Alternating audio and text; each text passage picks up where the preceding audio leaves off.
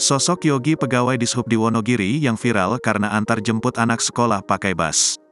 Inilah sosok Yogi Adi Karniawan, 30 tahun seorang pegawai Dishub Wonogiri belakangan ini menjadi viral berkat konten-kontennya yang dia unggah ke media sosial TikTok dan Instagram.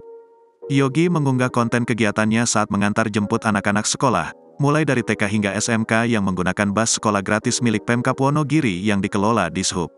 Dalam video yang diunggahnya itu, Yogi tak hanya sekedar mengantar anak-anak itu ke sekolah. Ia juga mengajak anak-anak itu bercengkrama dengan pertanyaan sederhana.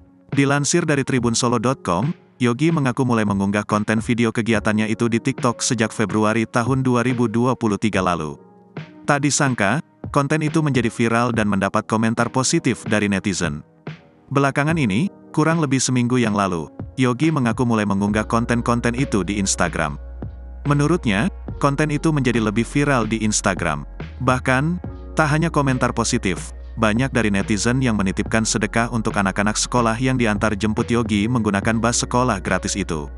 Setiap mendapat titipan dari netizen, Yogi kemudian membelanjakan makanan ringan untuk kemudian dibagikan ke anak-anak termasuk juga susu dan bahkan kadang nasi bungkus.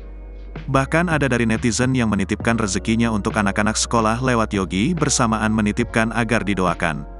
Adapun dalam seminggu Yogi mendapat jatah antar jemput anak sekolah itu sebanyak 3 hari.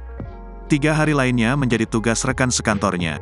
Dalam sehari, menurutnya anak-anak yang menggunakan jasa bus sekolah gratis itu mencapai 20-30 anak, terdiri dari siswa TK, SD, SMP dan ada juga yang SMK. Rutenya yakni dari kantor Dishub ke lingkungan Seneng, Kelurahan Giriwono. Menurut Yogi, tidak ada akses transportasi umum ke sana sehingga menjadi prioritas. Selanjutnya, ia mengantar anak-anak ke SMP Negeri 4 Wonogiri yang berada di Kelurahan Wonokarto, lalu SD Negeri 2 Wonokarto. Download Tribun X sekarang, menghadirkan lokal menjadi Indonesia.